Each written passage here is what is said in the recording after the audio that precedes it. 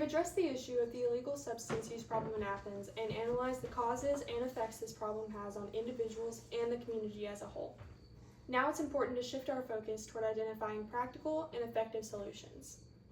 To properly resolve this issue, we must consider the many perspectives surrounding the illegal substance use problem to find real solutions that are both realistic and sustainable. Today we will be looking at preventative measures aimed at reducing first-time drug use, treatment options for individuals already struggling with addiction, and harm reduction to minimize the negative effects on an individual as possible solutions to this ongoing problem. While there are more possible solutions to be evaluated, these concepts are more plausible and can be seen as most effective. Prevention is how we stop substance use issues from expanding beyond those who already have an addiction into younger generations. I remember the DARE program and Red Ribbon Week in elementary school, but that was the only drug prevention education in the public school system that I remember being taught. Although it would have been beneficial to receive drug prevention education more than I had, the things I was taught have stuck with me for 12 years. Thankfully, according to the website Justia U.S. Law, the 2024 Georgia Code Title 20, Chapter 2, Article 6, Part 2, Section 20-2-144 states, each local board of education shall prescribe mandatory instruction concerning alcohol, tobacco, vapor products, and other drug use in every year in every grade from kindergarten through grade 12, as shall be determined by the State Board of Education. This law makes it where students now will be able to get this preventative education every single year of schooling. But perhaps there needs to be a look into how this is being taught. There are various approaches to teaching that programs can choose to take, including video and film presentations, lectures, large and small group discussions, simulation and role play, and curriculum development as some examples. In the article, A High School-Based Education Concerning Drug Abuse Prevention, written by Tusa Banyani and Leela Safayan and others, there was a study conducted amongst high schools in their area to see which methods of teaching were more effective. In their results, they found that the video clip and lecture-based interventions for life skills training and preventing drug abuse were efficient in changing the attitudes towards drug use in boy and girl students. Even further, it was determined that the video clip-based method was more efficient in boy students, and the group discussion-based method was more efficient in girl students on changing attitude towards drugs and addiction. This leads me to believe that schools should not stick to just one way of teaching their programs.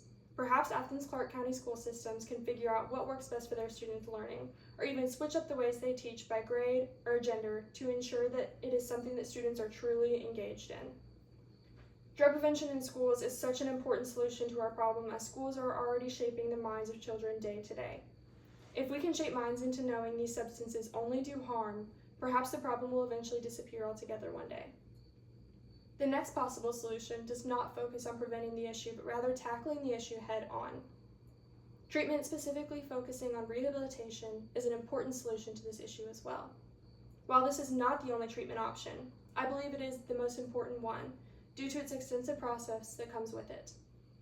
Rehabilitation consists of intake and processing to get to know the patient, detoxification to get the drugs out of their system, therapy and counseling for both physical and mental recovery, and aftercare and support to make sure the individual is able to maintain their sobriety. In order to receive prices for treatment in Athens, one must be accepted into the program first. However, there is data on the averages of cost throughout Georgia. In the article titled Top 12 Rehab Centers in Georgia 2025, published by RehabNet, gives us cost breakdowns for rehabilitation centers in Georgia that are based on average costs for those admitted into rehab facilities.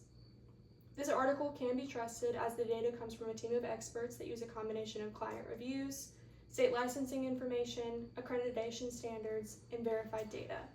It has also been reviewed by Dr. Matthew Parker, a man with his Doctor of Medicine and Bachelor of Science, and has been presented the Patient's Choice Award due to his dedication providing excellent healthcare services. The following prices are based on 30-day stays, but broken down per day. Inpatient costs are estimated without insurance coverage at $616.39 and with 60% insurance coverage at $246.56 out of pocket. Outpatient costs are estimated without insurance coverage at $57 and with 60% insurance coverage at $22.80 out of pocket. Again, these are costs per day. While outpatient costs are cheaper, the majority of people with substance use problems will need or do better with inpatient care.